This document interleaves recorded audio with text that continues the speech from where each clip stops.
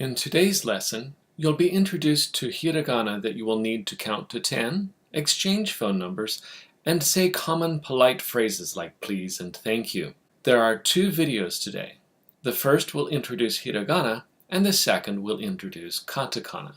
After this set of notes, you will be able to read and write two more hiragana characters and their related syllables, and read and write two more katakana characters and their related syllables. Today is a slow day, but that's because you're learning a lot more vocabulary and even some kanji. Our first character today is no. It is a single stroke. It starts at the top middle, goes down to the left, then curves back up and around, almost forming a circle and ending in a tail. Let's try it together. The only stroke starts at the top middle, goes down to the left, and sharply turns and gently curves back around, almost forming a circle. No. You see this everywhere in America. I'm sure you've seen the no smoking signs. I think this may actually be a good image to help you remember. Our next character is you. It's 3 strokes. The first and second strokes are connected. Stroke 1 is the stroke on the left that stops. Stroke 2 then goes up and curves around, almost forming a circle like no does. It also ends in a tail. Stroke 3 goes straight down through stroke 2 and does a quick turn to the left as it tails away. Some fonts will connect all these strokes into a single stroke like this. Please remember, this is a stylized font, and you should write the characters using the traditional stroke order. Let's see how well we can do on this. Stroke 1 goes straight down on the left.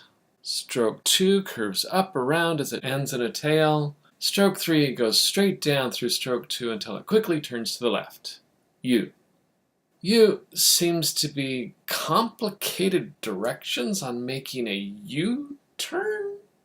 I'm sure you can figure something out on your own.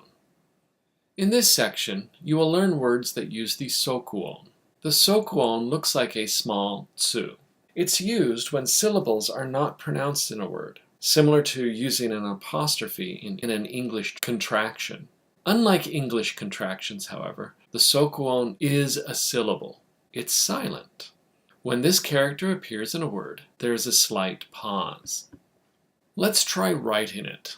To help write the sokuon, use the same trick we learned with the palatal symbols. When writing horizontally, as we are here, the sokuon will be in the lower left corner. So position the lines 1/3 of the way down and 2/3 of the way across. Now we know where to place the sokuon. We'll go across, curve down, back around to the left, and tail. Did you notice the pause for my pronunciation? U is from the yagyo, so it can be combined to create more palatal syllables. Let's review how to write palatal syllables horizontally and vertically. Choosing 2 random syllables, we'll use mu and q. For mu, we'll write me as usual. But remember to think about the horizontal and vertical lines to help place U in the correct position with the correct size. Mu, Q is similar. A normal-sized key, followed by a smaller U. Sketching in the horizontal and vertical lines can be very helpful until you get enough practice. Q. We've introduced all the hiragana for today. Here is the full hiragana table again.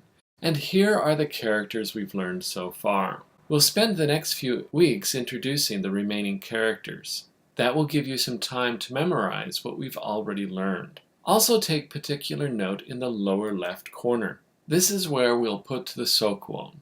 When introducing the sokuon, we were writing horizontally, so it was located in the lower left.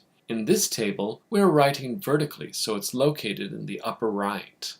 Wow! The sokuon is just like the yagyo characters in the palatal syllables. Remember, there are also several characters that have their sounds altered by adding dakuten and handakuten. We didn't learn any of these characters today, so we'll just review quickly. I wonder how quickly we'll learn those last 3 characters.